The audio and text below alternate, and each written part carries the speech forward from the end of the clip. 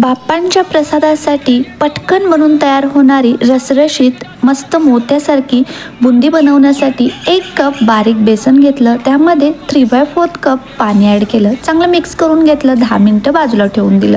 त्यानंतर पाक बनवण्यासाठी एका पातेल्यामध्ये 1 कप साखर, 1 कप पाणी घेतलं, 2 वेलची कुटून ॲड केल्या आणि 1 चिमूटभर केसरही घातलं आणि पाकाला चांगली उकळी आल्यानंतर 1 ते 1.5 मिनिटं फक्त पाक शिजवून घेतला, झाकण लावून बाजूला ठेवून दिला. त्यानंतर बुंदी पाडण्यासाठी जे बॅटर तयार करून घेतलं होतं त्यामध्ये 2 चमचे तेल आणि चिमूटभर मीठ घालून बॅटर चांगलं मिक्स करून घेतलं. आता बुंदी पाडण्यासाठी तेल मध्यम गरम करून घेतलं आणि झाऱ्यावरती बॅटर सोडलं.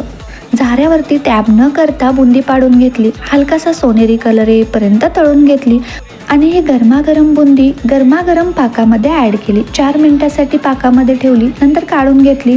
तर ही रसरशीत मोत्यासारखी परफेक्ट बुंदी बनण्यासाठी स्क्रीनवर आलेल्या त्रिकोणी बटनावर क्लिक करा. थँक्यू.